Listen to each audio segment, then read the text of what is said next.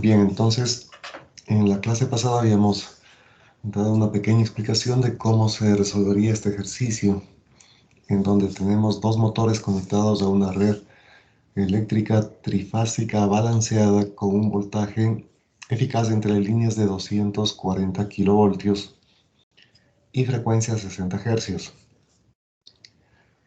Entonces, para este proceso, vimos que la forma de resolver sería desarrollar cada uno de estos motores respecto a lo que sería el cálculo de los componentes de potencia que tiene cada uno de ellos. Entonces, sabiendo que los datos del problema nos dan para cada caso información suficiente que puede ser utilizada con ese propósito. Entonces vamos a hacer rápidamente la evaluación de las magnitudes que debemos utilizar para resolver el problema.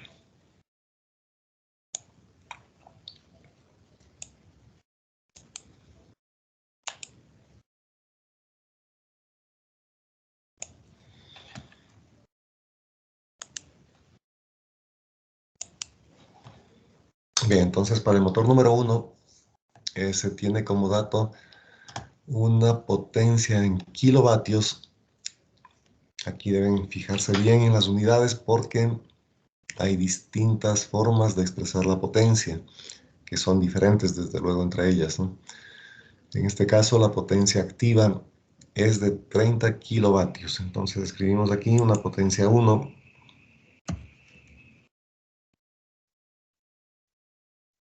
30 kilovatios. El factor de potencia en atraso, esto significa que la corriente está atrasada respecto al voltaje, es de 0.6. Entonces el factor de potencia, ya sabemos de esta parte, es el coseno de este ángulo aquí. Entonces ese vendría a ser un ángulo teta 1. Coseno de teta 1 sería igual a 0.6. Entonces escribimos esto aquí.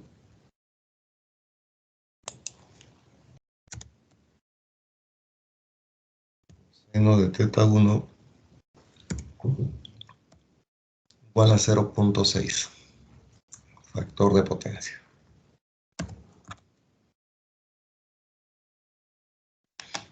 Bien, entonces podemos encontrar cuánto vale este ángulo teta 1.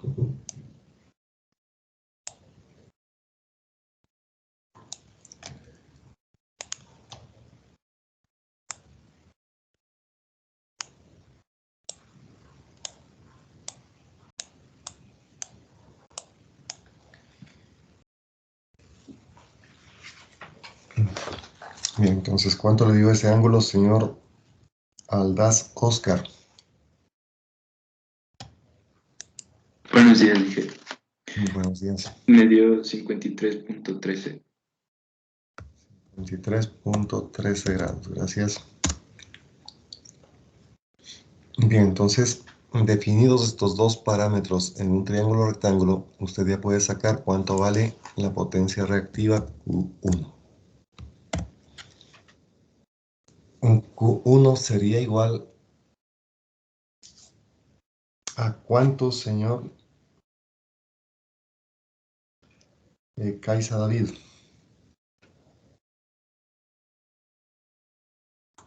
Buenos días, profe. Días. Uno me da 40 kilovolt amperios R. 40 kVA. Voltamperios reactivos, gracias.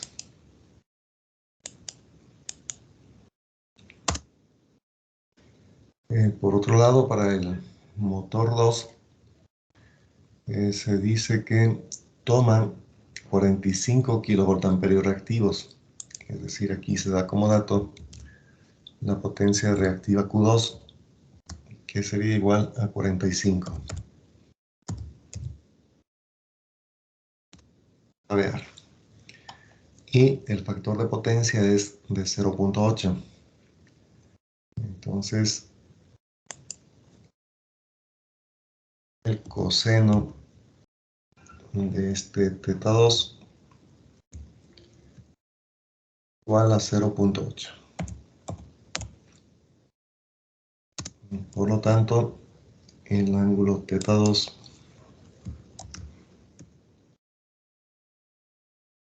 es igual a ¿cuánto, señor Camino Jorge?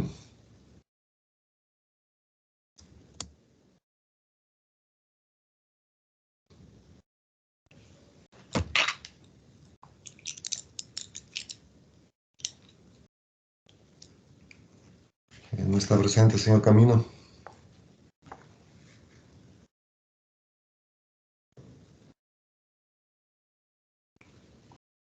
Señor Casa Brian. Buenos días, Inge. Es 36,87. 26.87, gracias.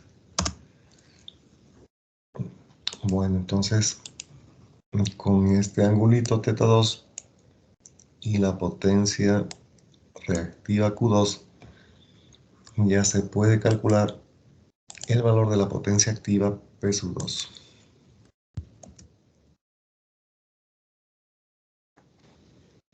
Entonces, ¿cuánto da P2, señor Cola Anthony?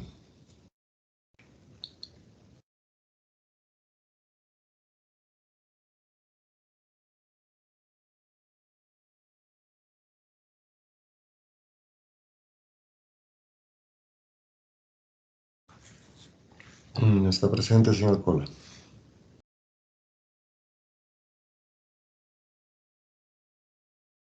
Señor Córdoba Brian.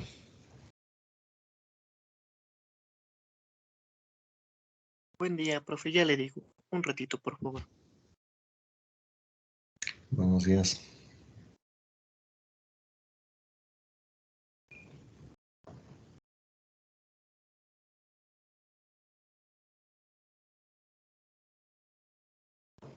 Eh, 59.99 por 10 a la 3 watts. Kilovatios, ¿no?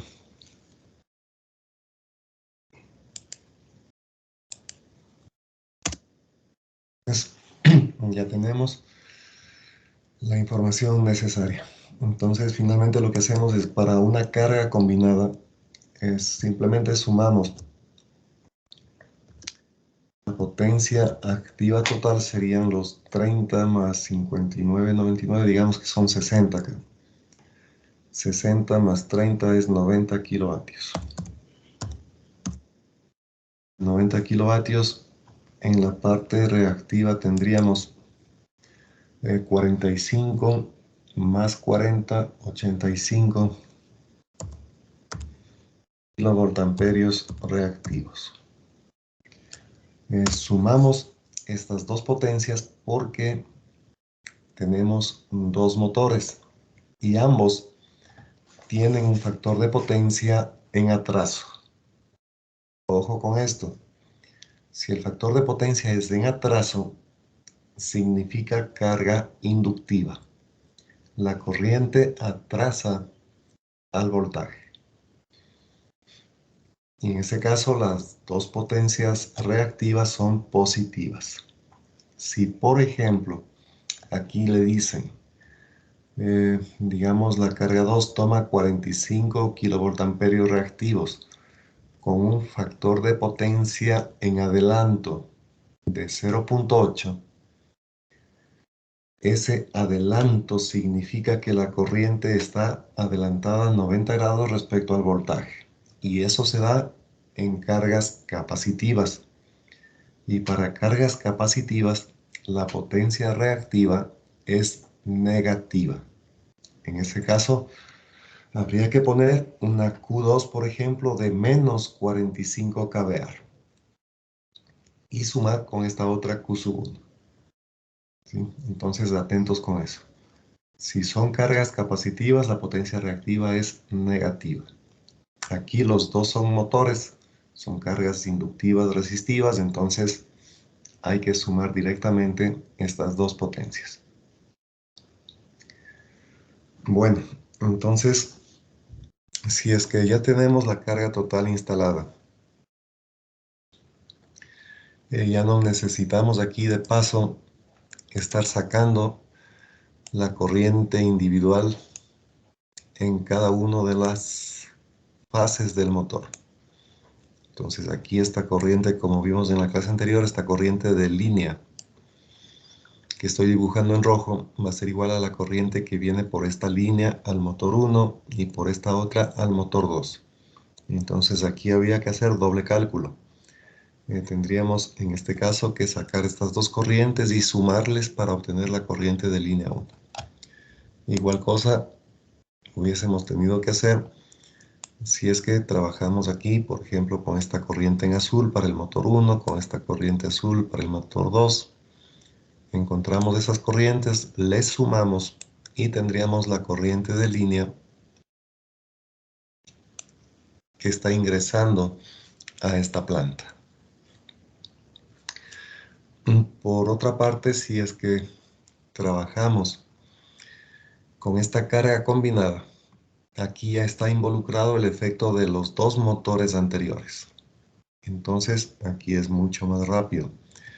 Si es que, por ejemplo, decimos que bueno, la secuencia de fases es positiva, es ABC, entonces pongamos como referencia que aquí arriba usted tiene la fase A, luego está la fase B y finalmente la fase C. Entonces digamos que queremos encontrar la corriente de línea que avanza por aquí, la corriente de línea A. Esa corriente de línea bajaría por este camino hacia la carga total que ya tenemos instalada y calculada. Entonces el propósito es encontrar cuánto vale esta corriente de línea. Ahora, para calcular ese valor podemos hacer lo siguiente. Habíamos visto que cuando se tiene un sistema trifásico, la potencia activa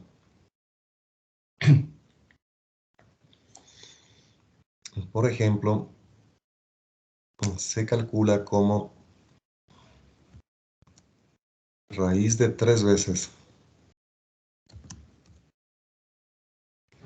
multiplicado por el voltaje de línea en valor eficaz y multiplicado por la corriente de línea en valor eficaz también. Y así se calcula en un sistema trifásico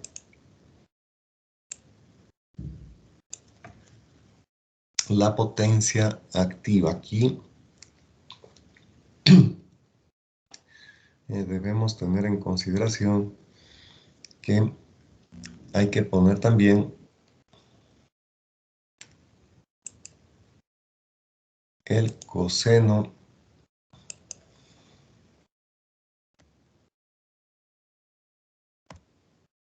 del ángulo teta, ¿no? Potencia activa.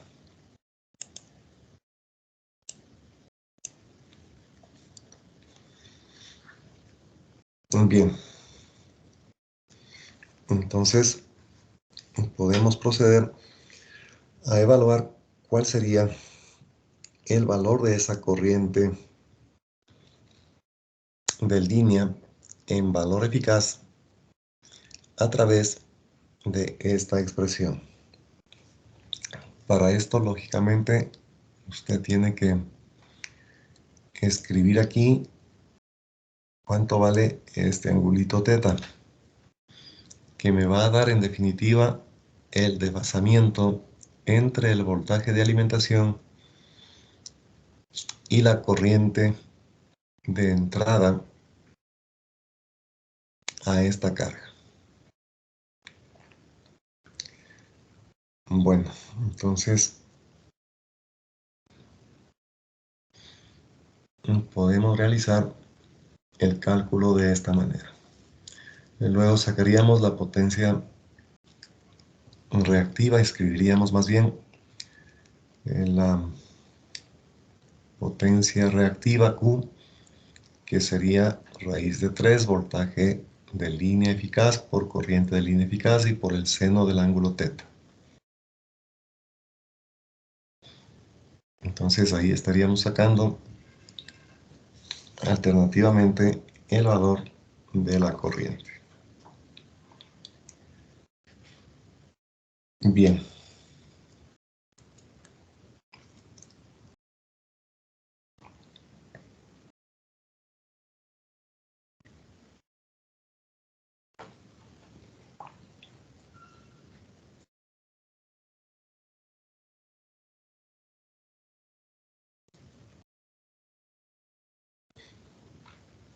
Bueno, entonces realicen por favor estos cálculos y veamos cuál es el resultado que se tiene. Ingeniero, sale una corriente de 0,30 kiloamperios.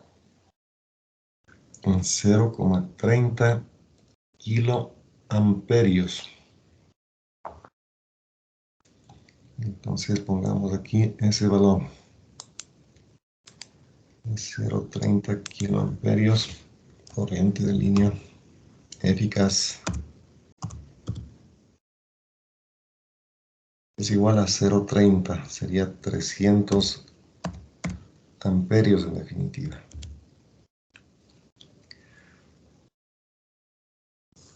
300 amperios. Ya está. Y este ángulo de aquí, por favor, ¿cuánto daría este ángulo θ resultante total? El ángulo inicio es de 43,36 grados. 43 puntos. 36, ingeniero. Sí, muchas gracias. 43,36 grados.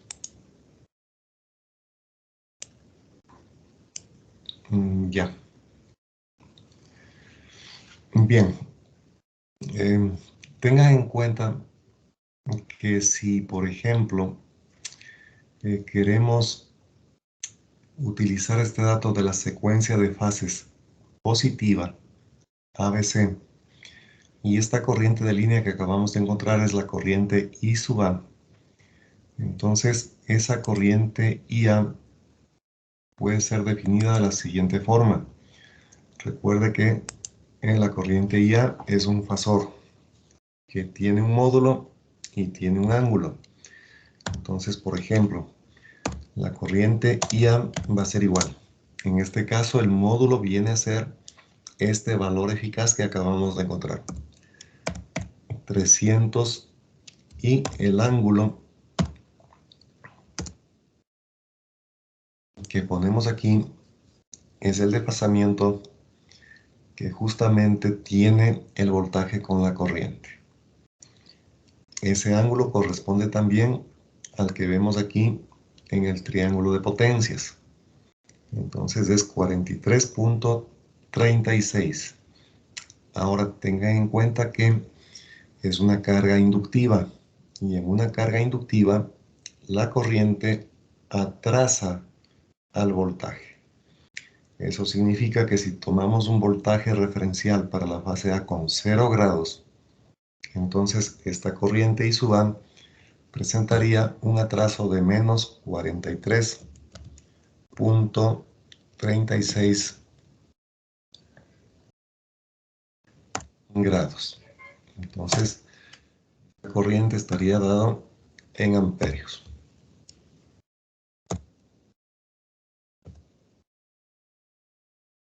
Tenemos la corriente I sub A.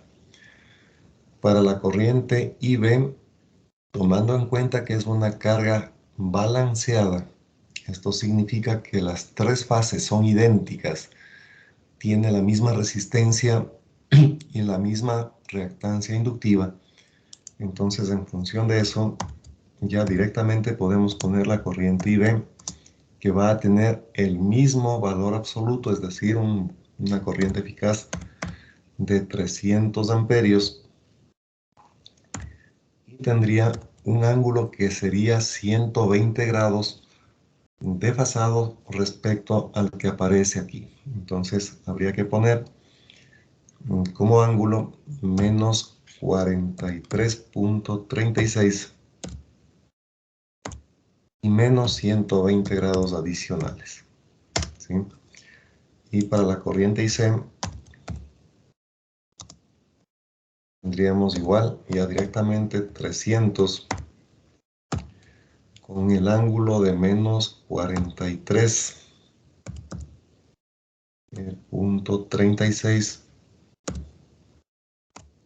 menos 240.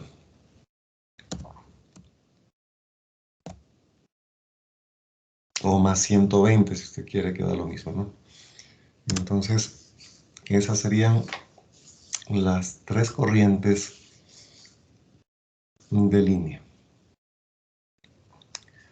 Finalmente, en el literal C, se pide la capacidad nominal en kilovoltamperios reactivos de los tres capacitores conectados en paralelo con la carga, que elevarán el factor de potencia a 0,9 en atraso, y el valor que debería tener cada uno de los capacitores.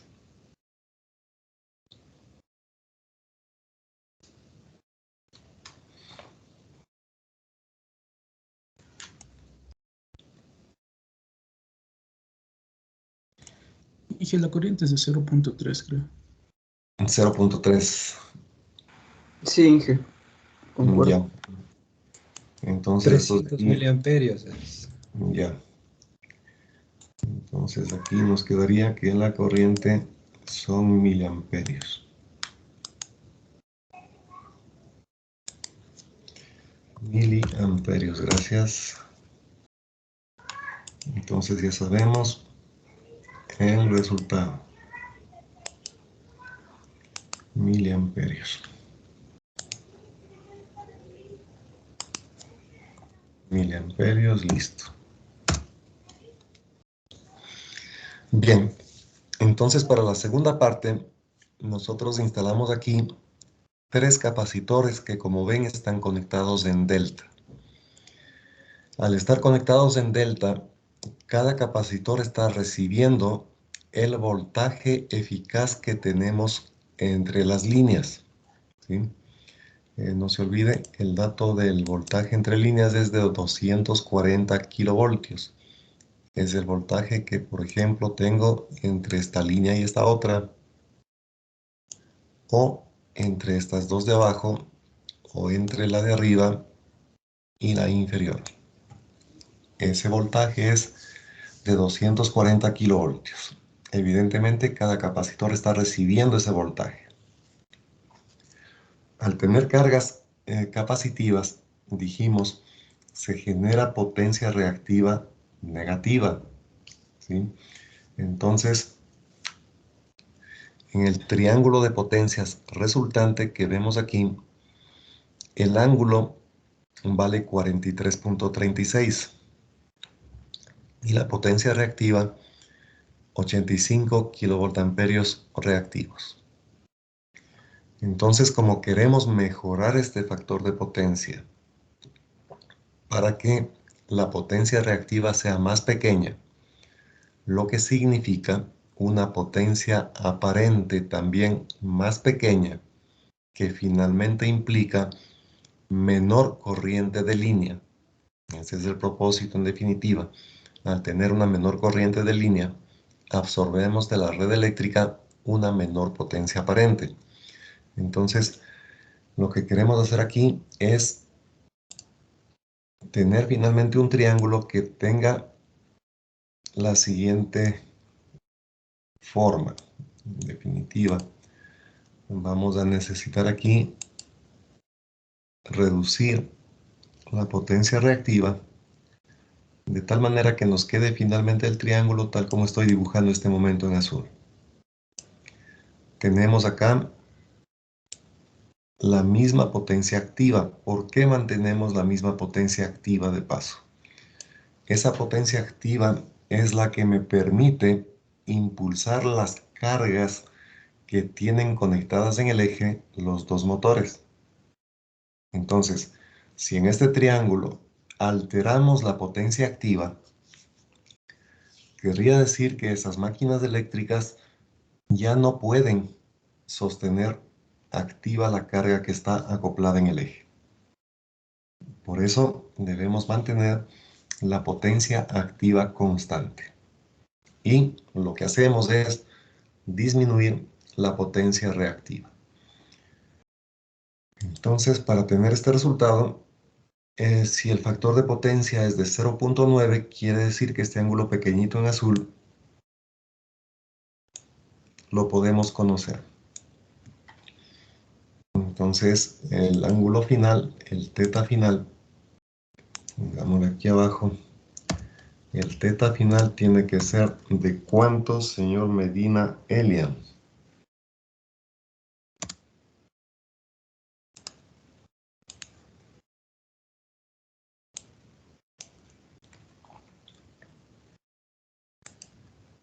No está presente el señor Medina.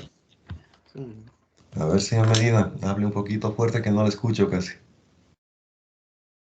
Ahí me escucha, Inge. Sí, ahí está mejor.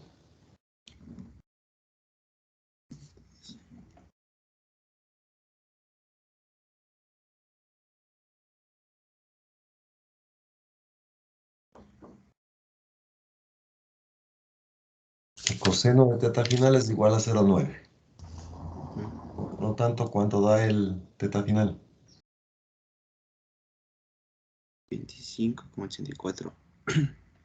25.84 grados. Bien. Entonces, para tener este ángulo final de 25.84, manteniendo constante la potencia activa, que son 90 kilovatios, se requiere una potencia reactiva, este triangulito en la parte vertical azul. Esa potencia reactiva final, ¿cuánto daría? Vamos a poner aquí una Q final. ¿Cuánto da esa Q final, señor Peña Santiago?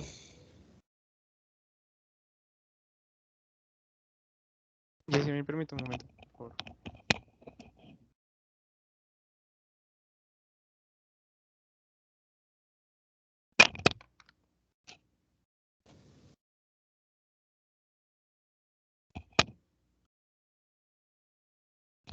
$43.58. 43.51. 58. 58 kilovoltamperios reactivos. Gracias. Ya estamos así. Necesitamos bajar desde 85 kVA hasta 43.58 kVA. Esto se puede conseguir en base a la potencia instalada con los capacitores. Entonces aquí lo que estamos haciendo es que de estos 85 kVA bajemos finalmente hasta 43.58. Eso quiere decir que se necesita una potencia reactiva capacitiva de ¿cuánto, señor Pedraza Mateo? Un momento, Inge, ya le calculo.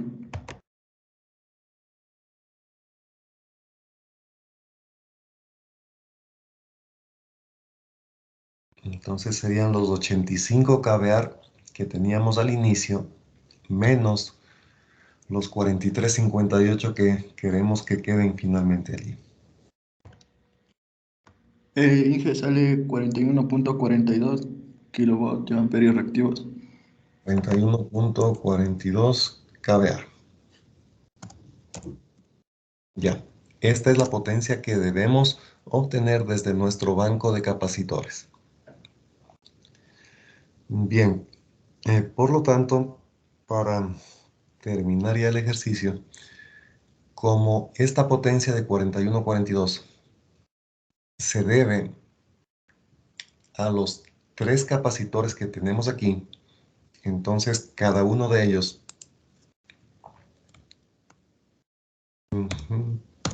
potencia reactiva del capacitor 1 va a ser igual a la tercera parte de esta total. 41.42 dividimos para 3.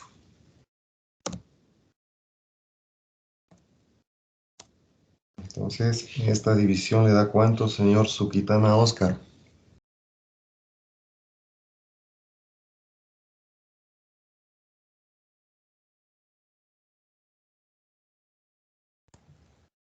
$13,8, ingeniero. 13.8, muchas gracias, kilovoltamperios reactivos. Ya está. Entonces, lo mismo va a ser para los otros dos.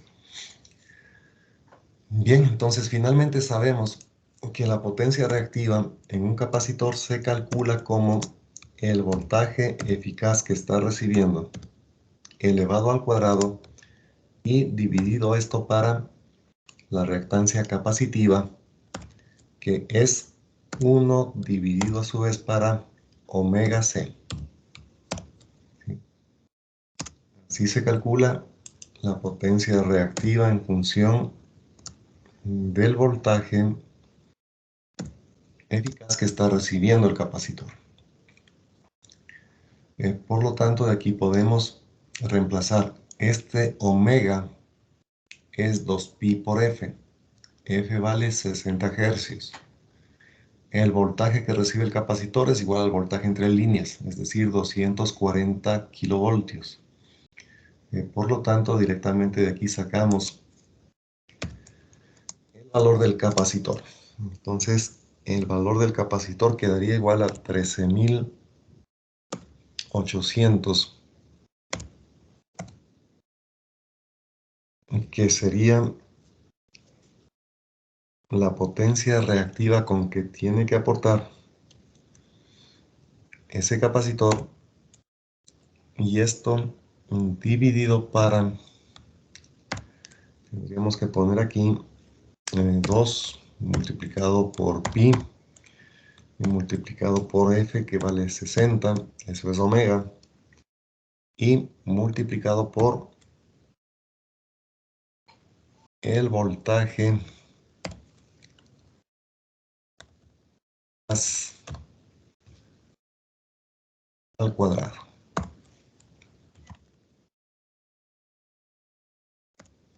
En este caso el voltaje eficaz son los 240 kilovoltios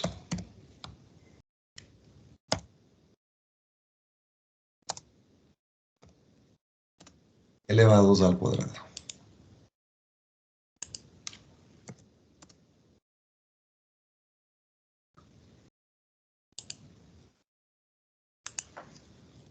Es una consulta. Sí, dígame. Podemos calcular, por ejemplo, primero el valor de Q, en el que nos dice que es el voltaje nominal sobre el 1 sobre WC, usando la carga reactiva total y luego dividir la respuesta para redes. A ver, aquí estamos haciendo un procedimiento en donde individualizamos la potencia que debe aportar cada capacitor, ¿no es cierto? Entonces, si usted quiere utilizar la potencia reactiva total, por ejemplo, ¿qué voltaje aplicaría? Vale, entendido. Tendríamos que sacar el voltaje. Entonces puede dar lugar a confusiones si procedemos así. Es preferible que usted visualice, como aquí, directamente cuál es el voltaje que está poniendo en cada capacitor, ¿no es cierto? Eso le evita que caiga en confusiones.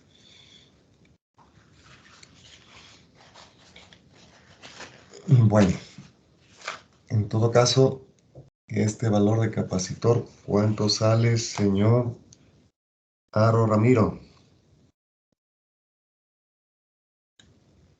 Sí, profe, ya calculo un momento.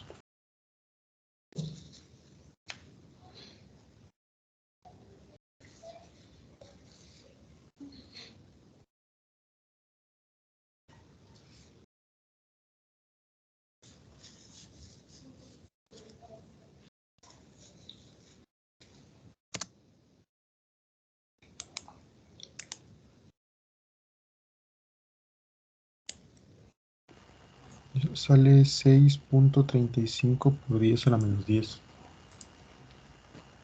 6.35. 6.35 por 10 a la menos 10. Ya, gracias.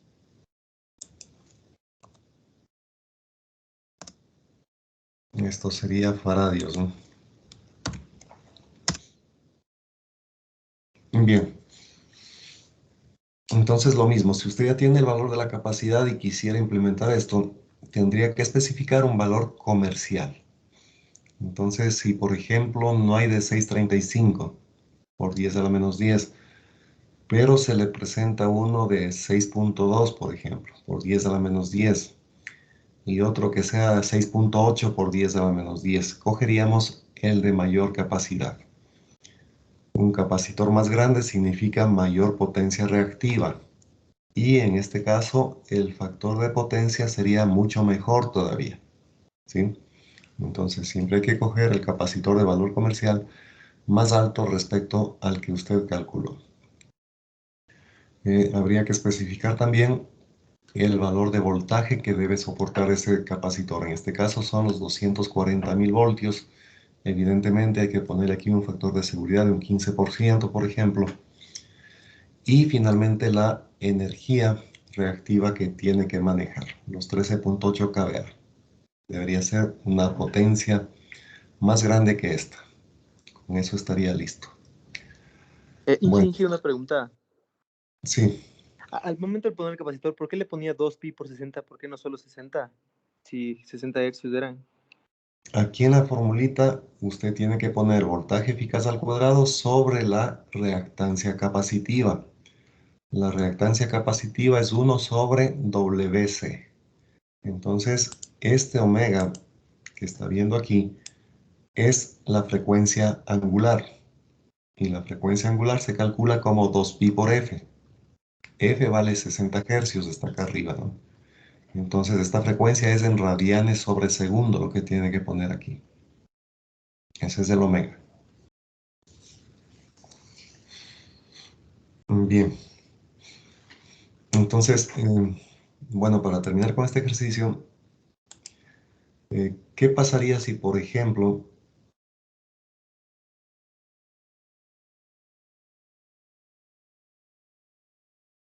usted decide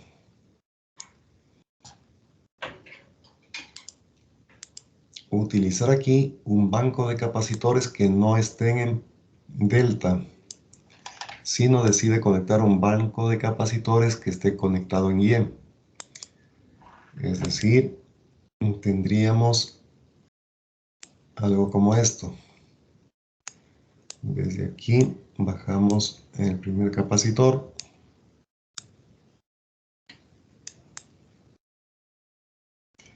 Cuando tenemos una conexión en Y, recuerde que usted tiene un punto común. Entonces, ese punto común para los tres capacitores estoy dibujando en la parte inferior. Entonces, tendríamos un arreglo de este tipo.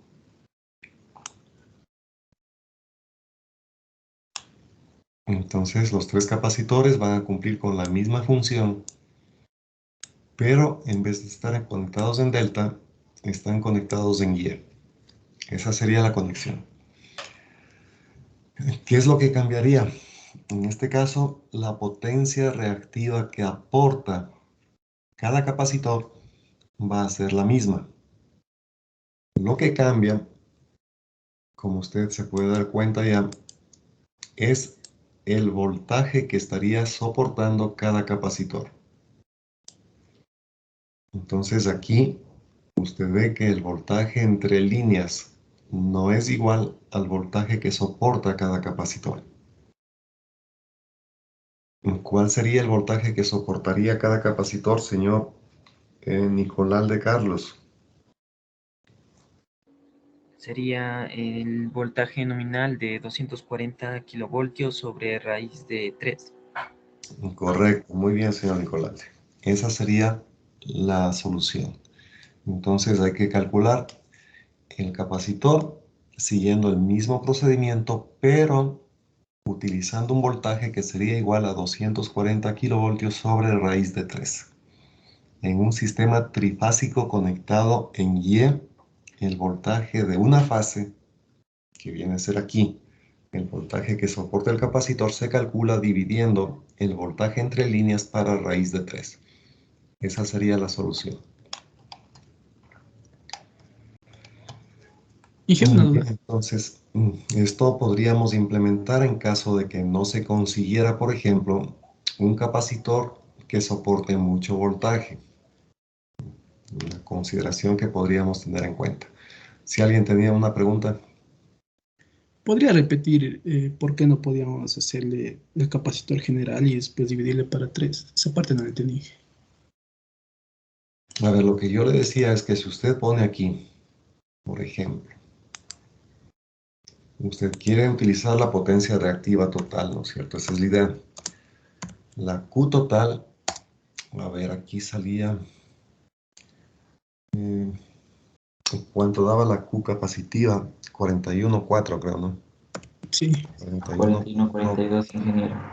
42, gracias. Kilovolt amperios reactivos. Ya, usted dice, voy a utilizar esta potencia total.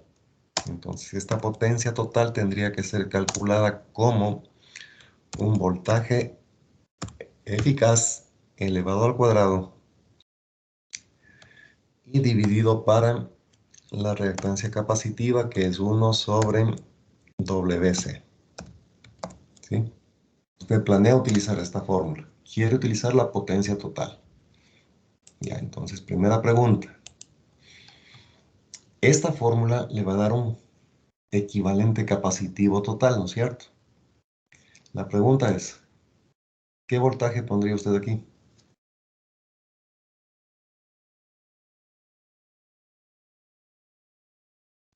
Igual de 240, Inge. De 240.000 voltios. Y así es que usted pone el voltaje de 240.000 voltios allí, quiere decir que ese capacitor está soportando 240.000 voltios. Pero el momento... Sería 240 raíz de 3, sobre raíz de 3. A ver, si es que usted utiliza 240.000 sobre raíz de 3, está suponiendo que tendría una conexión en Y, ¿cierto?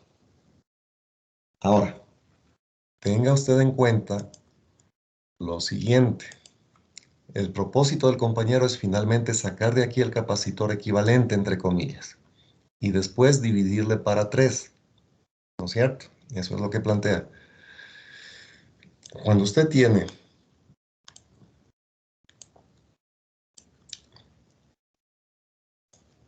tres capacitores conectados todos ellos en paralelo,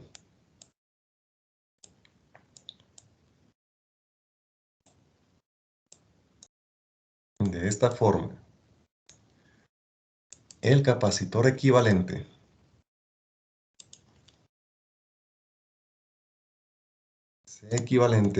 va a ser la suma de C1 más C2 y más C3, ¿sí? Cuando están conectados así en paralelo. Entonces, si usted saca de aquí un C equivalente y divide para 3, está asumiendo que esos tres capacitores están conectados en paralelo, lo cual no es cierto. Vimos que la conexión aquí podía ser en delta o en Y, ¿sí? Si usted conecta en delta, los tres capacitores no están en paralelo. Si usted los conecta en Y, tampoco están en paralelo. Entonces, esto de aquí no sería aplicable. Bueno, entonces eviten confusiones. Mejor dibujen el circuito y para esa estructura que usted plantea, individualice la potencia reactiva. Divida la total que necesita para 3 y se acabó la confusión. Trabaje más bien de esa forma. Otra cosa, a propósito de hacer dibujos. Estoy viendo que en las pruebas anteriores, cuando se habla del generador de sincrónico, del motor sincrónico, muy pocos de ustedes están utilizando el equivalente monofásico, es decir, casi no dibujan ese equivalente monofásico del motor o del generador. Tampoco utilizan los dibujos que corresponden a la distribución fasorial de voltajes y corrientes. Resulta que esas gráficas son de gran ayuda para que usted se ubique qué es lo que está haciendo. Entonces, les recomiendo que para las pruebas siguientes utilice esas grafiquitas. Eso le ayuda a visualizar en dónde están los voltajes, en dónde está la corriente, cómo está conectada la alimentación, etc. Qué voltaje está utilizando desde el entre líneas, desde el de fase, y también la cuestión de los fasores. Eso también le permite ver cómo están distribuidas las corrientes y voltajes en el circuito. Pero muy pocos de ustedes están haciendo eso. Yo diría que casi nadie, siendo que es una herramienta que le ayuda a usted para ver las cosas como están. Así como aquí, por ejemplo, estos triángulos de potencia son bien útiles. Tiene que dibujar esto cuando haga la prueba, para saber qué es lo que está haciendo y hacia dónde quiere llegar. Y otra cuestión que también les recomiendo es, por ejemplo, que usted pone algo como esto. Dice el torque de la máquina es igual a 9.55, multiplica esto por la potencia y divide para n. Y resulta que aquí milagrosamente aparece una cantidad, qué sé yo, me invento este momento, de 1345 Newton metro. Pone así. Y busco en el ejercicio que usted me presenta y en ninguna parte encuentro el cálculo de esta potencia, por ejemplo. O en ninguna parte encuentro el cálculo de esta velocidad. Pero ya está la respuesta. Entonces yo asumo que eso es copia. Porque no hay en ninguna parte de la hoja esta potencia. No está el cálculo de esta potencia. O no hay el cálculo de la velocidad sincrónica, por ejemplo. Entonces verán, para las pruebas que van a dar después, en las siguientes semanas, usted tiene que poner aquí qué potencia está utilizando, el valor numérico de la potencia. Tiene que poner el valor numérico de la velocidad sincrónica, de tal forma que sea para mí más fácil saber lo que está haciendo. Si usted me pone solamente P y me pone N, y no hay en ninguna parte de la hoja estos cálculos, pero sí pone usted esta respuesta, entonces yo asumo que esta respuesta es una copia. O por ejemplo, si usted para calcular el ángulo delta dice el delta es igual y me pone aquí el cociente de la potencia sobre el E sub 0 multiplicado por el E y etcétera. Me hace esto. Y me concluye que el ángulo delta es 15 grados, por ejemplo. Yo también asumo que es una copia. Copió a la pura. Porque el delta no puede salir de este cociente. El delta tendría que ser escrito correctamente seno a la menos 1 de todo esto. ¿Sí? Entonces asumo que copió rapidito. Esa es la cuestión. Entonces usted tiene que ser ordenado. Si me pone aquí P, debe haber otro paso intermedio. ¿Cuánto puso para P? ¿Cuánto puso aquí para E sub 0? ¿Cuánto puso para E? ¿Sí? Tienen que poner los datos. Caso contrario, estamos mal. Y otra cuestión.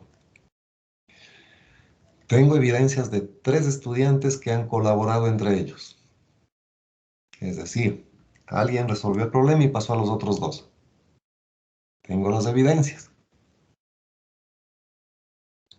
Por ahora no quiero hacer problema por eso. ¿Sí?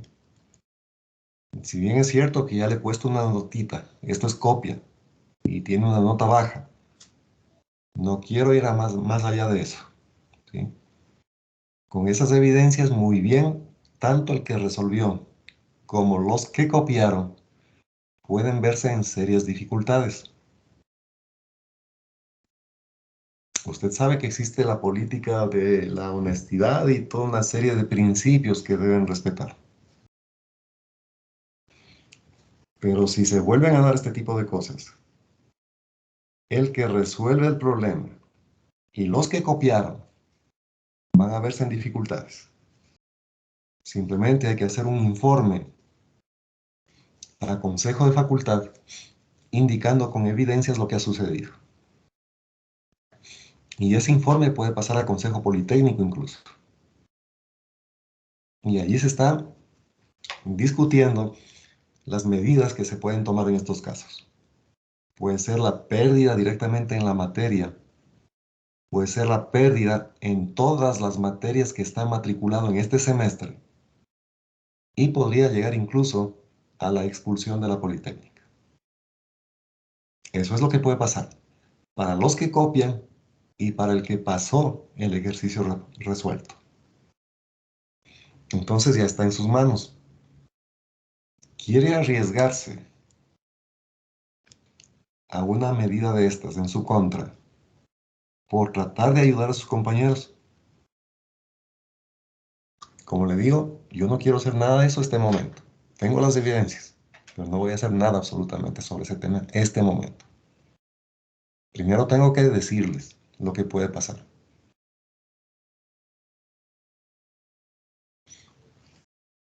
Entonces, ya saben a qué atenerse. Bueno, entonces, ¿alguna pregunta sobre lo que hemos visto en este ejercicio?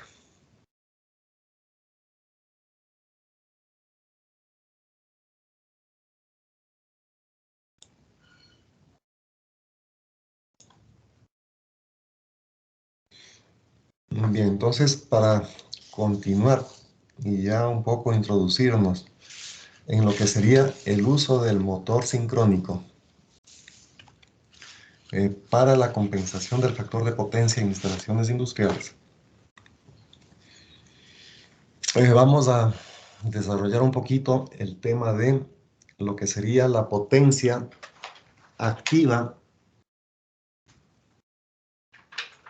y el cálculo de la potencia reactiva que aportan una máquina sincrónica en términos generales. Considero que esto es necesario porque lo que hemos hecho hasta ahora es presentar la fórmula. Con esta formulita de aquí usted calcula la potencia activa en función del ángulo delta, del voltaje inducido, del voltaje terminal y la reactancia sincrónica. Hemos llegado hasta ahí nada más. Sin embargo, creo que es conveniente que se amplíe un poco ese tema, principalmente porque usted tiene que acostumbrarse, como le dije antes, a trabajar con los diagramas fasoriales, a trabajar con los circuitos equivalentes. Eso le facilita la comprensión de cómo tiene que resolver adecuadamente un ejercicio. Entonces veamos en este caso, por ejemplo, cuál sería la potencia activa y reactiva desarrollada por una máquina sincrónica acoplada a una red de potencia infinita. Tengan en cuenta también que es diferente que una máquina sincrónica esté acoplada a una red de potencia infinita que si tuviéramos como carga de esa máquina, si hablamos de un generador, por ejemplo, si tuviéramos aquí, en vez de una red de potencia infinita, solamente una impedancia de carga. Este, de paso, es el equivalente monofásico, ya sabemos eso. ¿Qué pasaría si es que tengo aquí no una red de potencia infinita, sino una impedancia, por ejemplo? Si tenemos aquí una impedancia, este voltaje E podría ser variable, dependiendo de la impedancia. Tendríamos un voltaje E más grande o más pequeño. Es decir, este voltaje podría cambiar.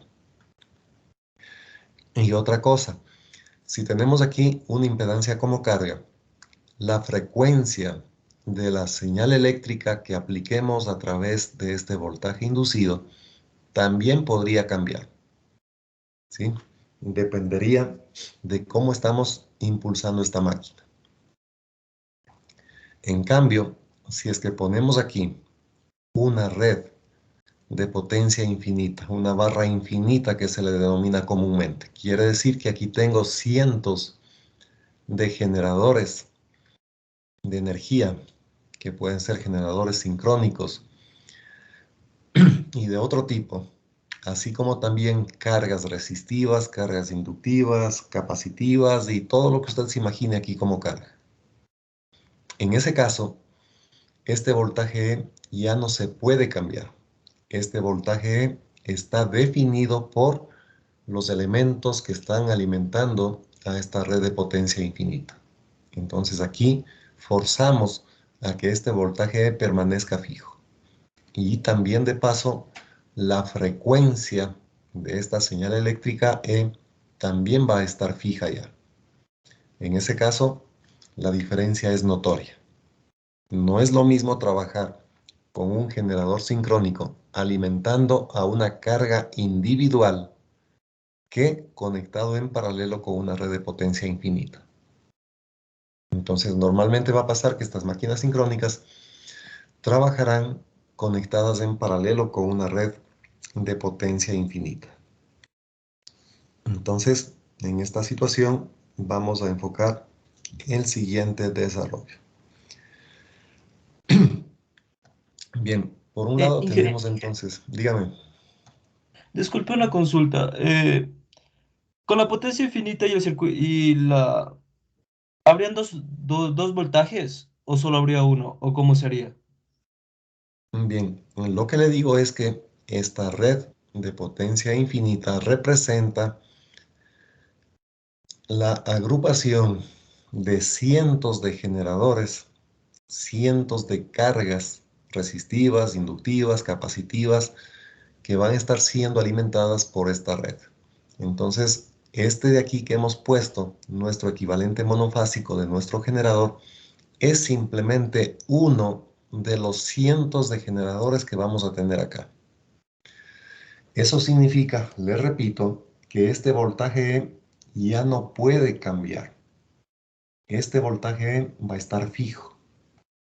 Cualquiera sea la forma en que opere nuestra máquina, este voltaje va a ser una constante si usted quiere. No lo podemos manejar. ¿Por qué razón? Porque depende de estos cientos de generadores que están conectados en paralelo aquí.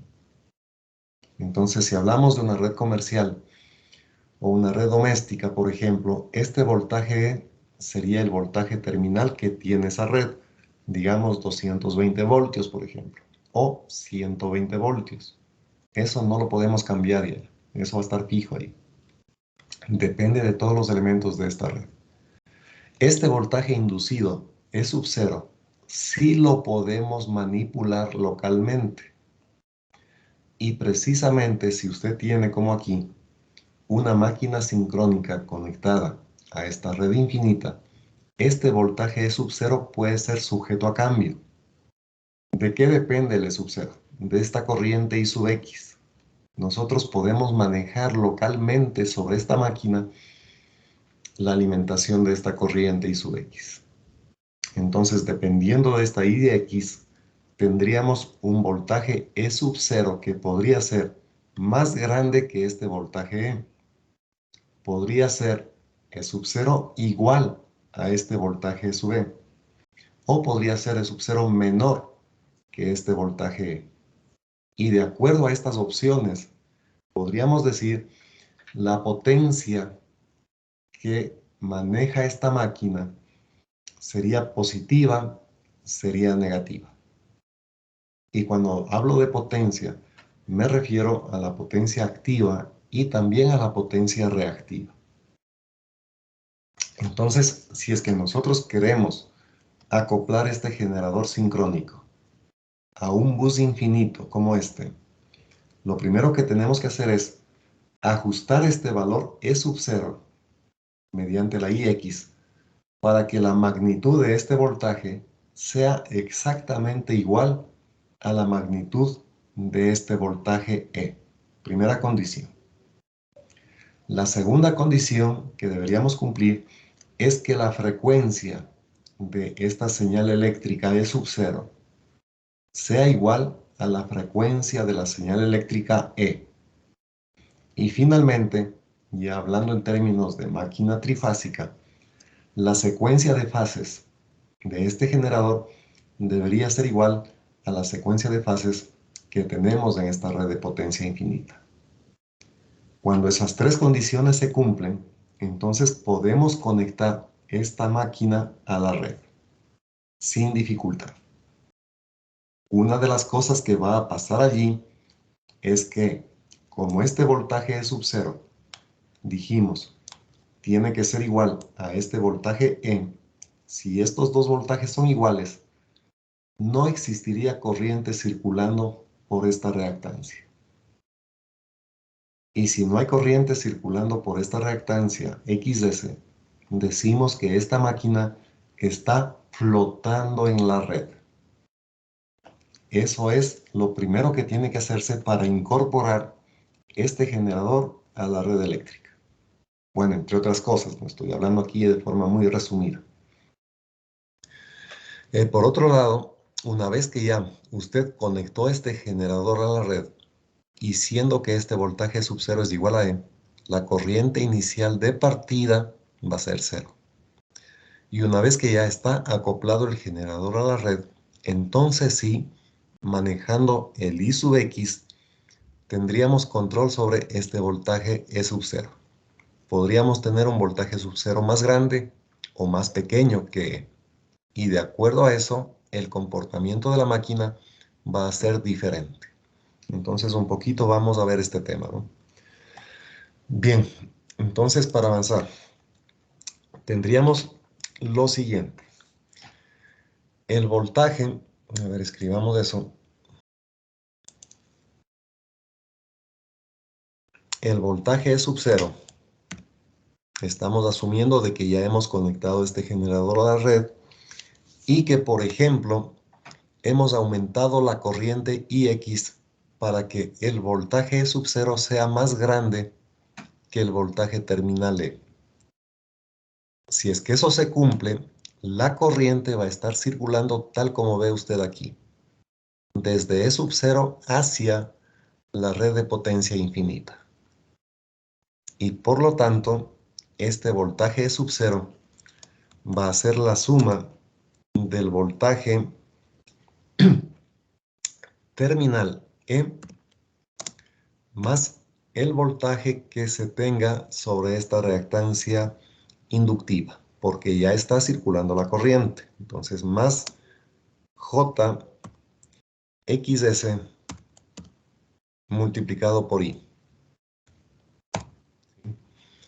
Así nos quedaría la expresión para calcular el voltaje E sub 0, o para manejar las ecuaciones de voltajes y corrientes aquí en esta pequeña malla. Por otro lado, cuando tratamos de potencias, la potencia compleja S va a ser igual al voltaje eficaz, como ya sabemos.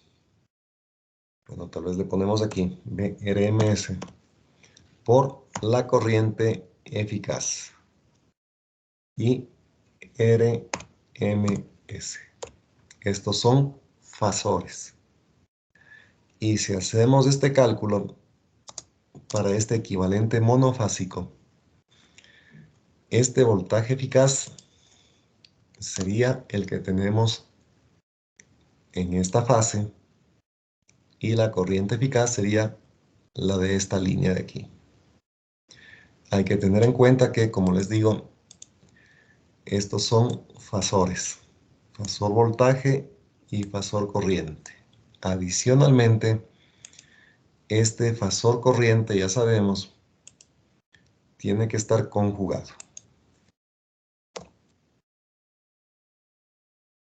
Entonces, sacaríamos, por ejemplo, esta potencia aparente para este circuito, equivalente monofásico. ¿En base a qué? Al voltaje eficaz. Bueno, si queremos ponerle ya con valores que aparecen aquí con símbolos que vienen en este diagramita, en este circuito, entonces efectivamente podríamos decir que este voltaje eficaz corresponde al voltaje terminal E, si usted quiere. ¿Sí? Entonces aquí podríamos poner el voltaje terminal E. Entonces este voltaje eficaz por la corriente eficaz nos daría la potencia aparente que tenemos, en este caso aportando a la red, por ejemplo. Y si es que nuestro circuito es trifásico, ya el circuito total, simplemente aquí multiplicaríamos esta potencia que tenemos en una fase por 3. Y estaría toda la potencia trifásica ya. Ahora bien, como usted se da cuenta, al momento que multipliquemos estos dos fasores, vamos a tener un número complejo. Y ese número complejo tiene parte real y tiene parte imaginaria. La parte real vendría a ser la potencia activa P. Y la parte imaginaria correspondería a la potencia reactiva Q. Tendríamos eso. Ahora bien, en definitiva, si es que nosotros decimos, en este circuito se tiene un diagrama fasorial de la siguiente forma. Vamos a tomar como referencia este voltaje terminal E. Entonces, esto es lo que no están haciendo en las pruebas y un poco les impide resolver correctamente los problemas. Aquí va a estar como referencia el voltaje terminal E. Normalmente, esta red de potencia infinita podría representar una carga inductiva para nuestro generador. Eso quiere decir que, siendo así, respecto a este voltaje terminal E, la corriente estaría retrasada. La corriente está desfasada, un ángulo teta. Ese ángulo teta lo podemos poner aquí.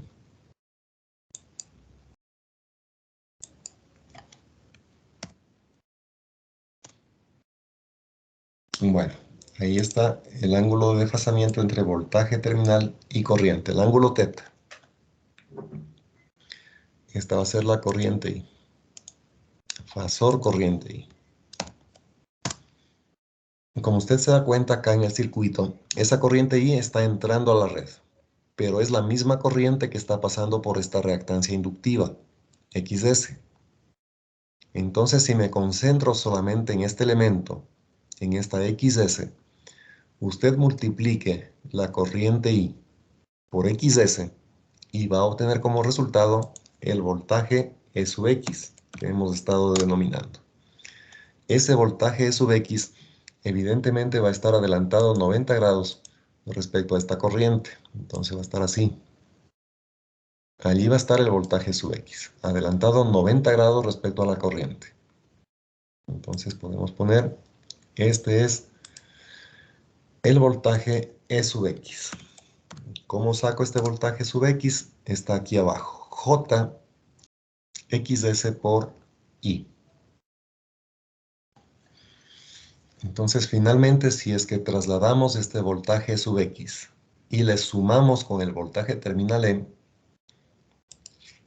obtendríamos como resultado el voltaje inducido E sub 0. Entonces allí podríamos dibujar el voltaje E sub 0. Estaríamos así. Y de paso, este angulito que existe aquí, es el ángulo delta.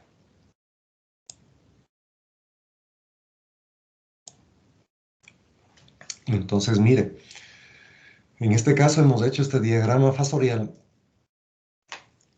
para el caso de que la corriente esté fluyendo desde E sub 0 hacia el bus infinito.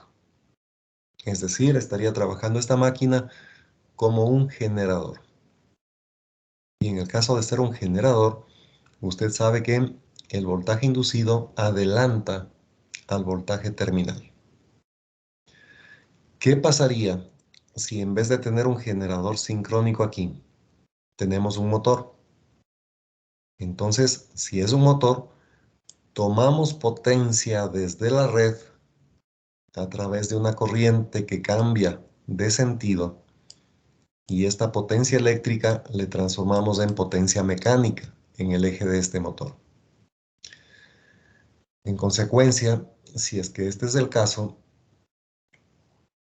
allí tendríamos que el voltaje E sub 0 está atrasado respecto al voltaje terminal.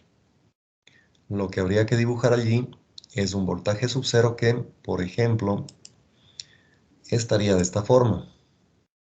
¿Sí? Entonces, en ese caso, el voltaje terminal está adelantando al voltaje inducido. Bueno, veamos finalmente lo siguiente. En esta formulita, para la potencia trifásica, podemos escribir también de la siguiente manera las expresiones de potencia activa y potencia reactiva. La potencia activa en este equivalente monofásico va a ser igual al producto del voltaje E. Ya sabemos, todo lo que viene aquí van a ser valores eficaces. Ya no le voy a estar escribiendo el RMS, ¿no? Le decía entonces que la potencia activa se sacaría como el voltaje terminal en valor eficaz multiplicado por la corriente en valor eficaz y por el coseno del ángulo teta. ¿Sí? No del ángulo teta. Esto sería para la potencia monofásica. Como estamos trabajando aquí con un motor, por ejemplo, o un generador trifásico, esta potencia iría multiplicada por 3. Esa sería la potencia activa, trifásica.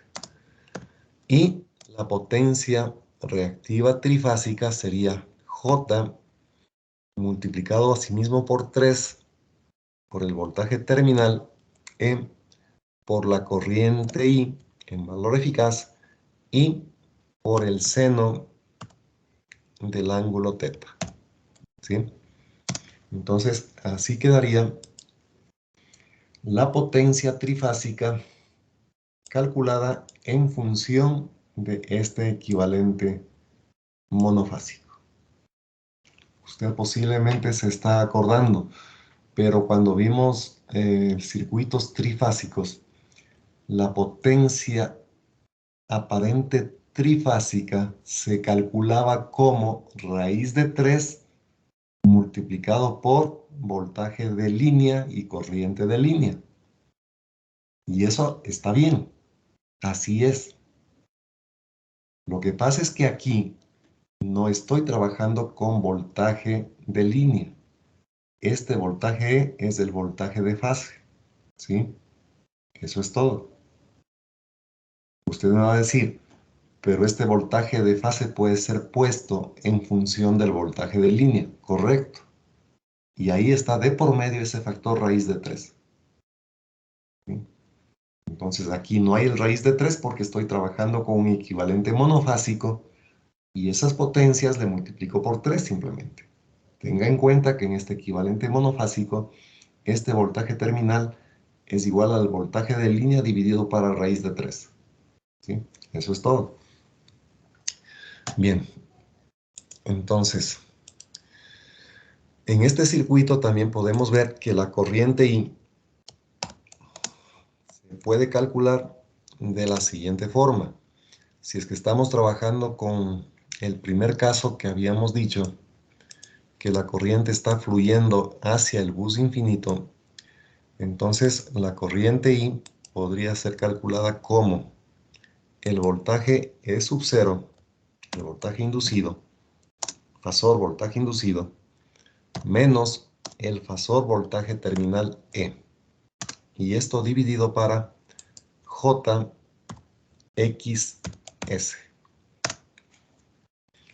Bueno, aquí debemos invertir un poco de tiempo para poner aquí las barritas que representan fasores, porque aquí también hay un problema. No puede usted trabajar sumando y restando voltajes, sino únicamente de forma fasorial. Un caso que se presentó en el ejercicio anterior que les tomé en la prueba. Por ejemplo, decían, este voltaje sub 0 vale 120, este voltaje E vale 15. Al momento que sumaban estos dos, decían 120 más 15. Está mal, pues. 120 y 15 son los módulos de estos fasores. Pero aquí hay un ángulo. Hay que tomar en cuenta este ángulo, ¿sí? Entonces, por eso les escribo aquí fasores, para que usted no se olvide que tienen que trabajar en forma compleja. Bien.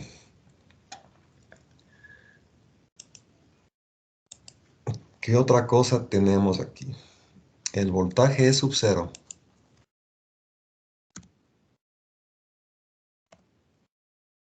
va a ser igual a un módulo, voy a poner aquí, E sub 0 y un angulito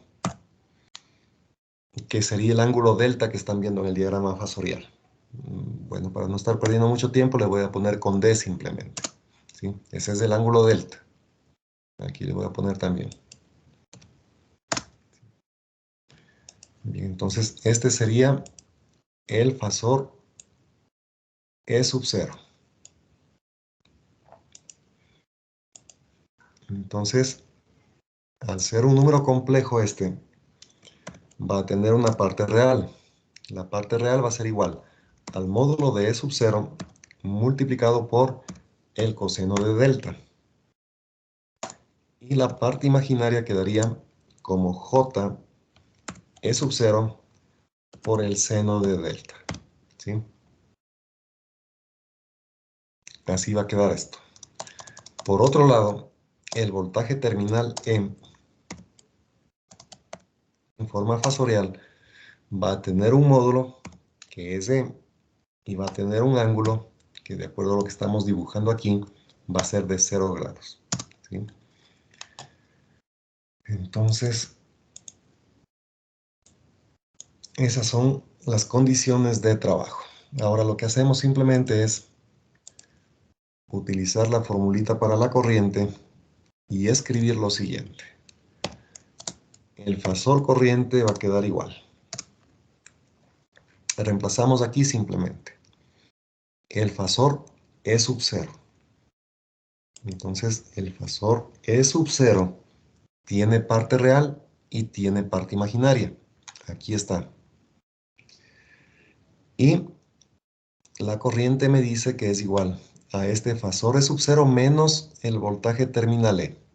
Pero el voltaje terminal, miren aquí, debido a que tiene ángulo de 0, únicamente presenta parte real.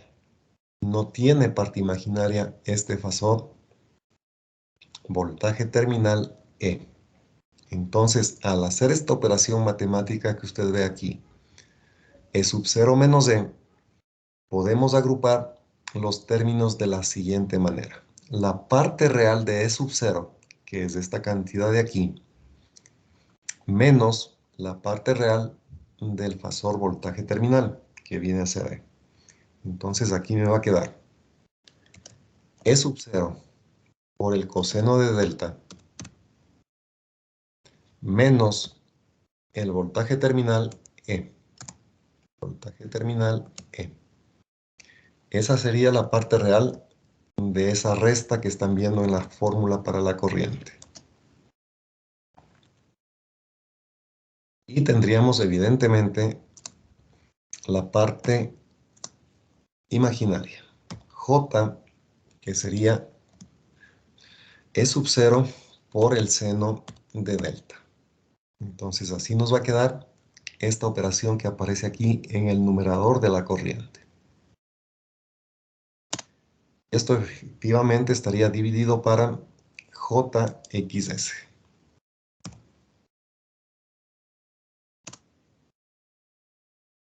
Bien, ya tenemos entonces armada la expresión para la corriente que circula por allí.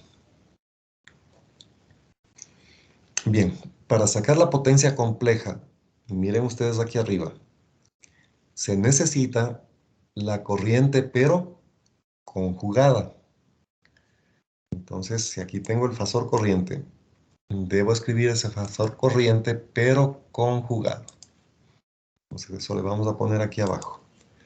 El fasor corriente conjugado.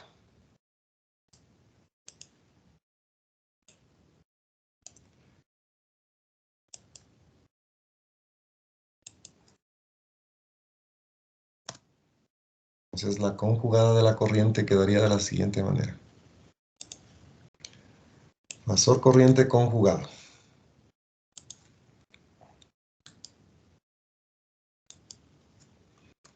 Esto va a quedar igual. Bueno, cuando hace la conjugada, en definitiva, lo que tiene que cambiar son los signos de las partes imaginarias. Entonces, en la parte real no hay ningún cambio. Aquí sigo teniendo E sub 0 por el coseno de delta menos el voltaje terminal E. No cambia. Y la conjugada del numerador quedaría, aquí cambiamos el signo, multiplicamos J por E sub 0 por el seno de delta. Y ya está la conjugada del numerador. Y la conjugada del denominador quedaría también cambiado el signo, quedaría menos J por XS. Entonces ya tenemos la corriente conjugada.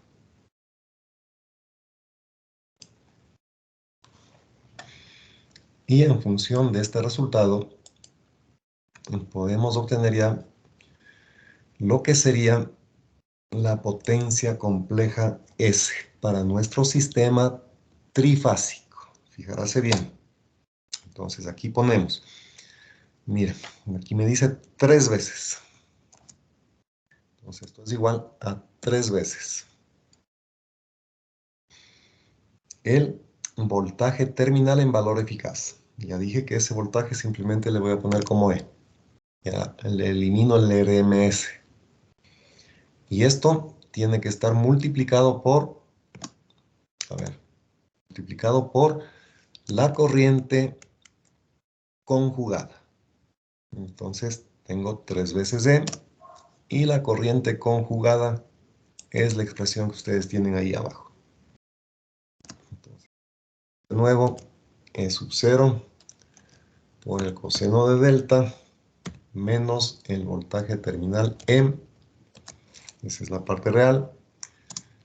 La parte imaginaria menos J E sub 0 por el seno de delta. ¿Sí? Me va a quedar así. Y aquí abajo tendríamos que escribir el menos JXS.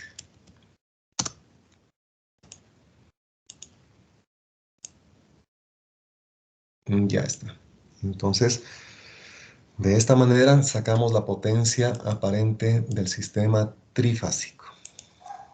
Por lo tanto, S me va a quedar igual a lo siguiente. Si hacemos la división de cada término del numerador para el denominador, entonces aquí va a haber un J que se simplifica y un J que sube como positivo.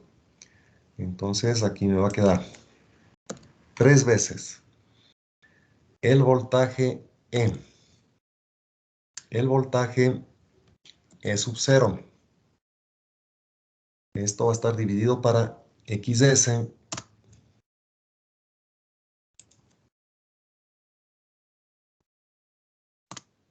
multiplicado esto por el seno de delta. Esa es la parte real. ¿De dónde se obtiene? De aquí. de esta parte negativa en el numerador. Usted divide esta parte negativa, menos j e sub 0 seno de delta para menos jxs, y el j se simplifica. Y los signos menos también se simplifican. ¿Y qué le queda? E sub 0 seno de delta sobre xs. Y este E sub 0 seno de delta sobre xs multiplique por 3d. Y le queda lo que está viendo aquí. ¿Sí?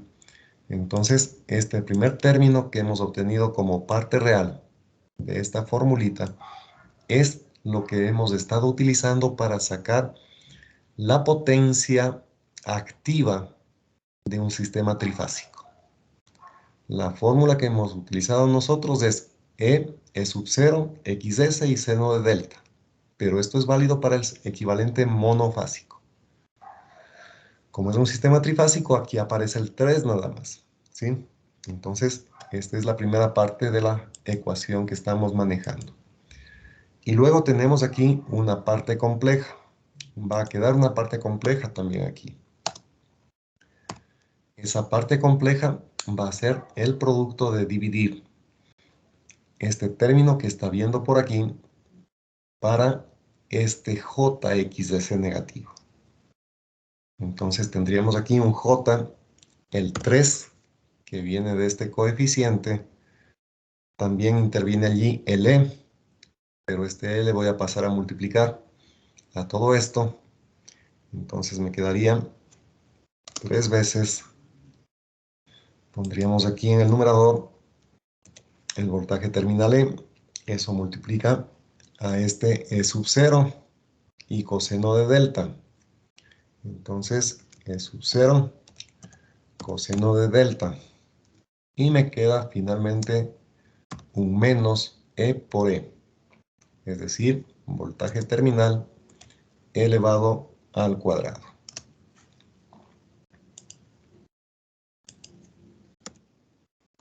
Ya está. Y esto queda dividido finalmente para xs.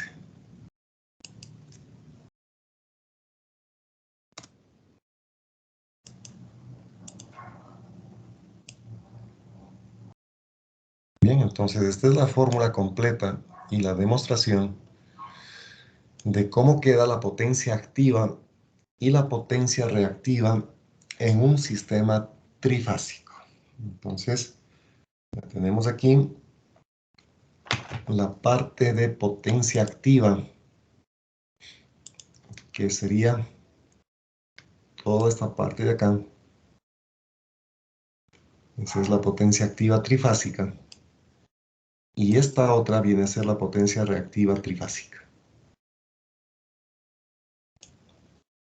Entonces pongamos aquí, esta es la P, potencia activa, y este es JQ.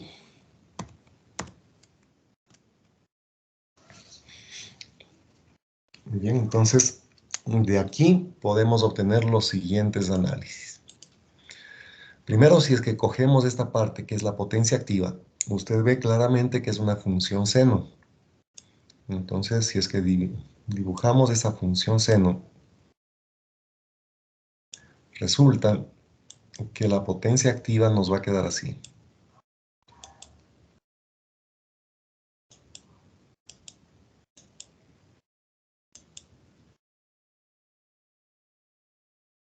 Bien, esa sería la potencia activa dibujada en función del ángulo delta que va a estar por acá,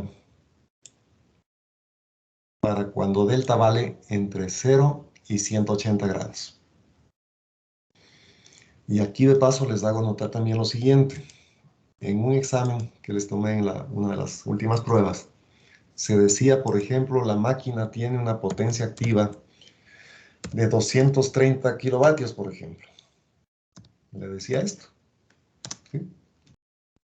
Muchos de ustedes trabajaron con esta potencia nominal de 230 kilovatios y se jalaron el problema. ¿Por qué razón? Usted está viendo aquí que la potencia activa depende del ángulo delta. Entonces, si quería saber qué potencia tiene en algún momento esa máquina desarrollando, usted tenía que encontrar delta. no podía manejar esto de 230. Esta es la potencia nominal. Pero la potencia que tiene realmente la máquina en una condición de operación en particular depende del ángulo delta. Y nosotros vimos al inicio de la máquina sincrónica que esa potencia nominal se da aproximadamente para un ángulo delta de 30 grados. Eso vimos. También vimos que la máxima potencia que puede desarrollar la máquina corresponde a un ángulo de 90 grados. También vimos. Entonces usted no puede asumir que la potencia que está manejando la máquina es de estos 230 kilovatios. Esa es la nominal, pero dependiendo de delta, tengo distintas condiciones de trabajo. En todo caso, si es que usted observa entre 0 y 180 grados, la potencia activa es positiva. Eso quiere decir que la máquina eléctrica está entregando potencia a la red. Es decir, está funcionando como generador. También tenemos que esta función senoidal puede ser dibujada entre 0 y menos 180 grados. En ese caso nos quedaría así. ¿Qué es lo que va a pasar aquí? Si usted tiene un delta negativo, esta potencia activa va a tener un signo menos también. ¿Sí? ¿Y qué significa que esa potencia le salga con un signo negativo? Que nuestra máquina, para su operación, está absorbiendo potencia desde la red. Es decir, está funcionando como un motor.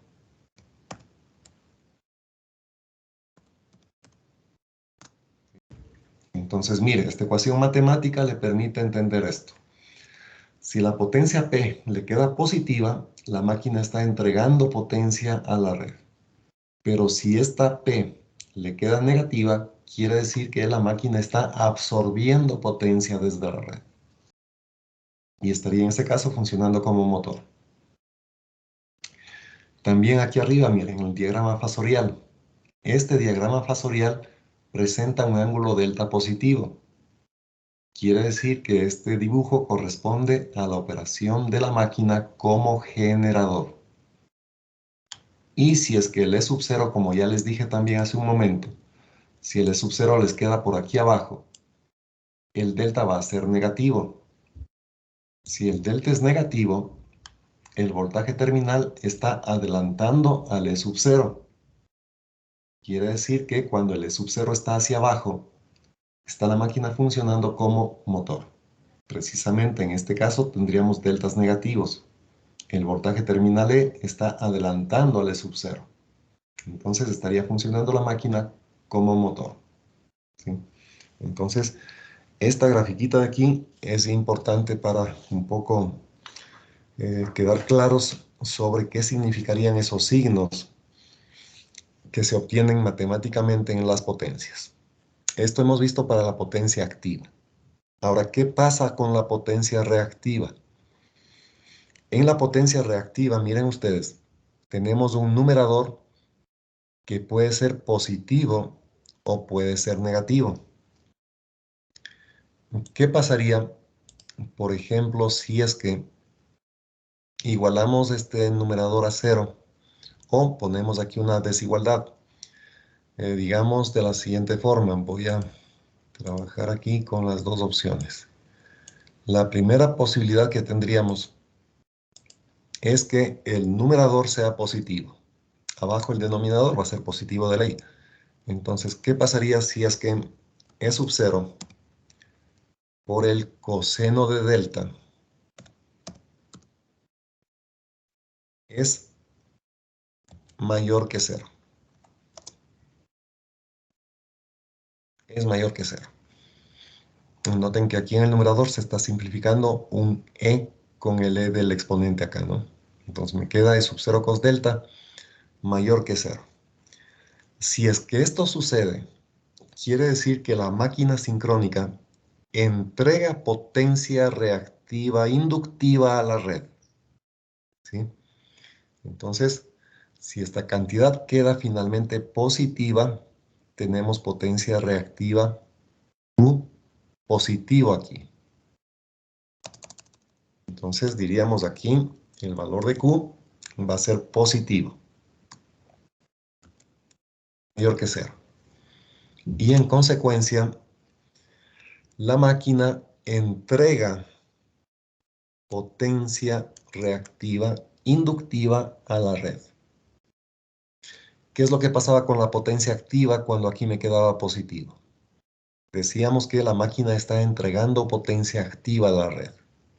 Está operando como un generador. Estamos entregando potencia activa a la red. ¿Qué pasa si este término imaginario le queda positivo? Lo mismo. Estamos entregando potencia reactiva inductiva a la red. ¿Sí? Eso significa. Note que en los elementos inductivos la potencia reactiva es positiva. Entonces esa primera condición estamos analizando aquí. Si el numerador es positivo, toda la potencia reactiva va a darme positiva también. En consecuencia, la máquina está produciendo potencia reactiva inductiva y estamos enviando esa potencia hacia la carga, en este caso hacia la red. ¿Sí? Eso por un lado. Otra cuestión que puede presentarse aquí es que al hacer el cálculo matemático nos quede este término E sub 0 por el coseno de delta menor que 0. Puede pasar también eso. Matemáticamente es posible. ¿Sí? Entonces, en este caso diríamos que la potencia reactiva me va a quedar menor que 0. Esto significa que la potencia reactiva suministrada por el generador es negativa. Es decir, tenemos una potencia reactiva capacitiva. ¿Sí? Lo que equivale a decir que la máquina recibe potencia inductiva de la red. Es decir, en vez de enviar potencia inductiva hacia la red, allí la máquina estaría recibiendo potencia inductiva. En este caso, el generador va a estar funcionando subexcitado. Así se conoce esta propiedad. Entonces, en el caso de arriba, el motor estaría, o la máquina eléctrica estaría sobreexcitada.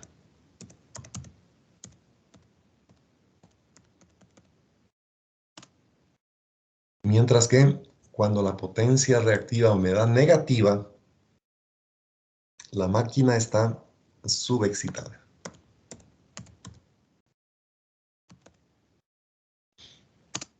Entonces, mire, si usted matemáticamente aquí tiene una potencia reactiva negativa, eso sería como que existe un capacitor allí, ¿no es cierto?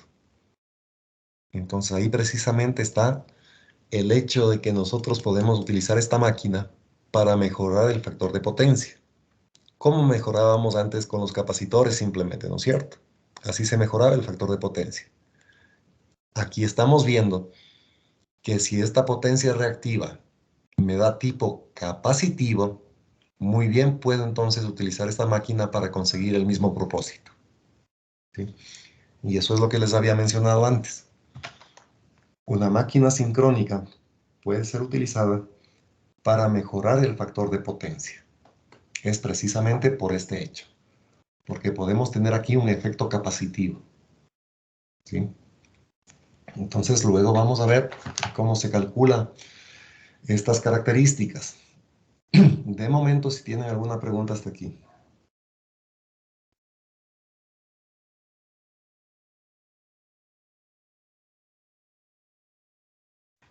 Bueno, entonces podemos continuar.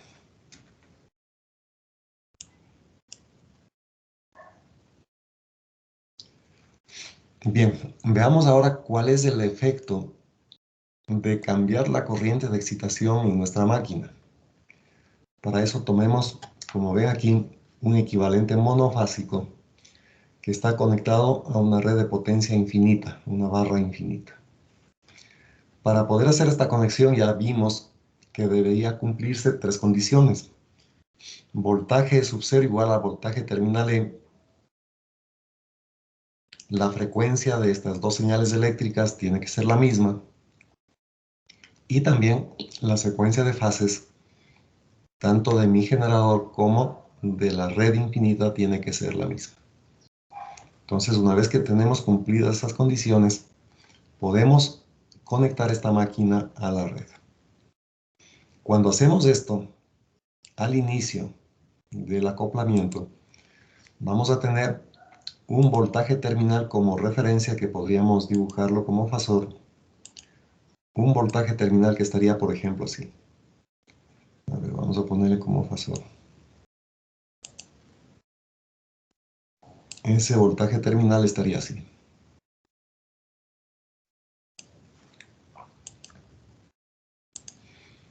Si este es el voltaje terminal E, sabiendo que de llegada para hacer este acoplamiento, el voltaje sub 0 tiene que ser igualito, entonces simplemente el voltaje sub 0 lo dibujaríamos de esta manera.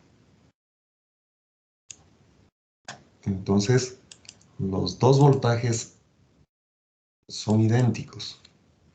Los fasores también lo serán. Entonces, esta sería la condición en donde la corriente que pasa por XS no existe prácticamente.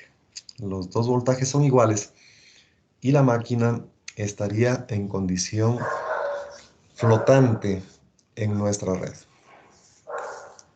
Bien, una vez que hemos hecho este acoplamiento, podemos manejar la corriente de excitación I sub X.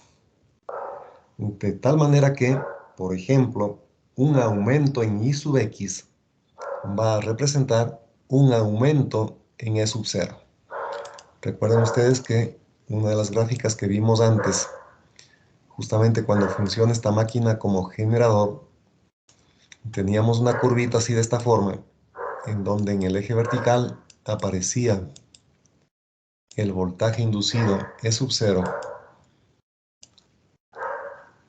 El E sub 0 estaba por aquí.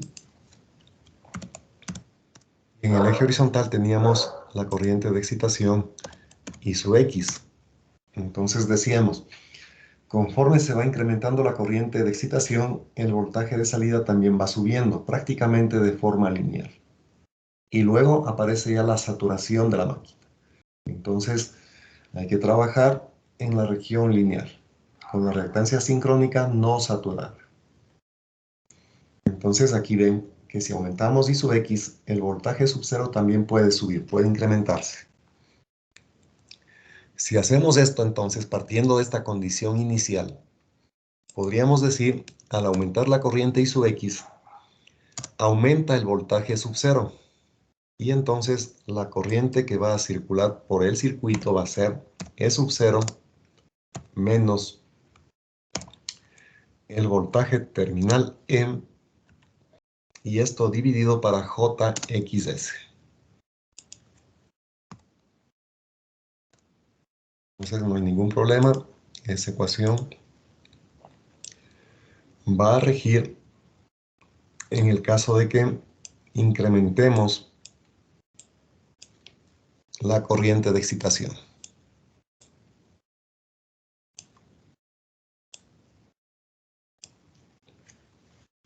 Bien, entonces si aumentamos la corriente de excitación, aumenta el voltaje inducido E sub 0. al tener un voltaje sub cero mayor que el voltaje terminal, se produce la circulación de corriente. Entonces, ¿cómo saco esa corriente? Aquí está. Ya sabemos esto. ¿Cuál sería el resultado en nuestro diagrama fasorial?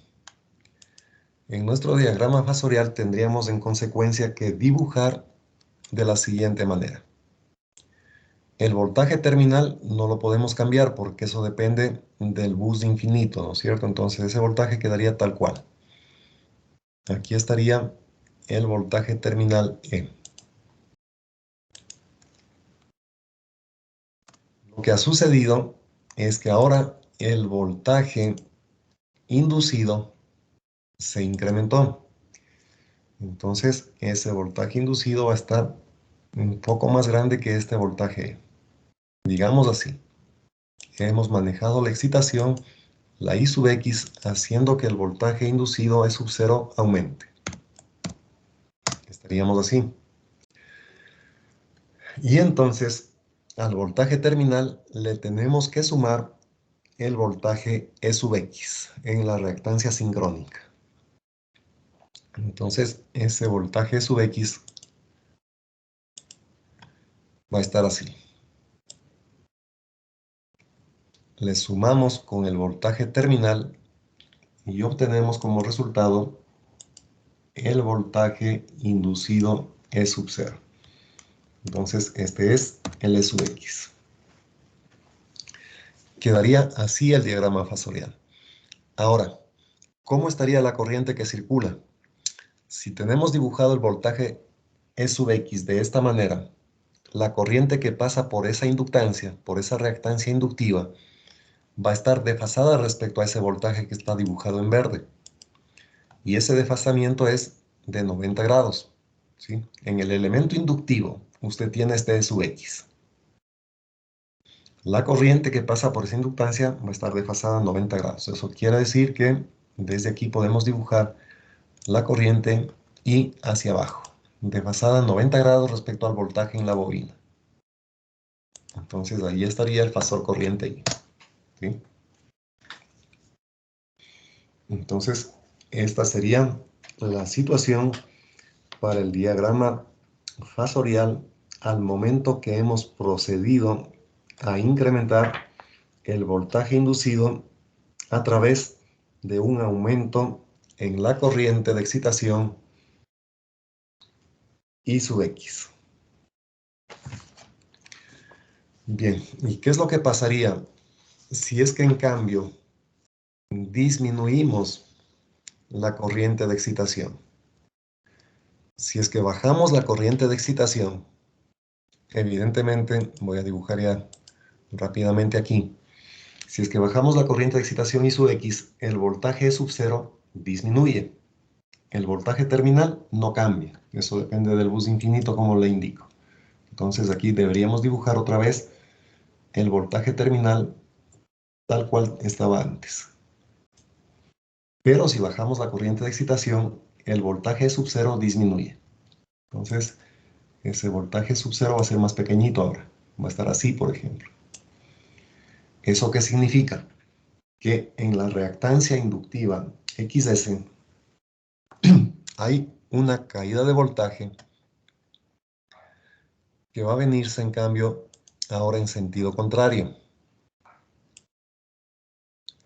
De tal manera que el voltaje terminal, que lo tenemos aquí,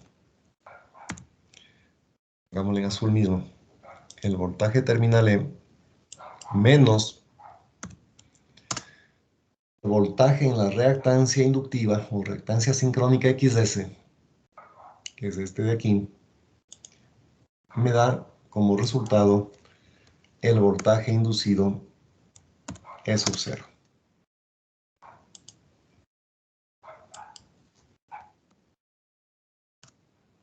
Entonces, este sería el diagrama fasorial allí. ¿Y qué es lo que pasó respecto a la corriente? La corriente antes iba hacia la carga. Ahora la corriente viene desde el bus infinito. Eso significa que la corriente ha cambiado de sentido. Y eso equivale a 180 grados de desfasamiento respecto a esta condición inicial abajo. Entonces quiere decir que ahora la corriente va a estar hacia arriba. Cambió de sentido. Eso equivale a un flujo en sentido contrario, es decir, 180 grados distinto a lo que teníamos aquí abajo. Esos serían los diagramas para estas tres condiciones posibles cuando estamos cambiando la corriente de excitación I sub X. Bien, entonces en la próxima clase continuamos con estos temas. No se olviden que tienen que dar la prueba que ya no les tomé el día de hoy. Esa prueba de corrección del factor de potencia estarían dando la próxima clase, el día viernes.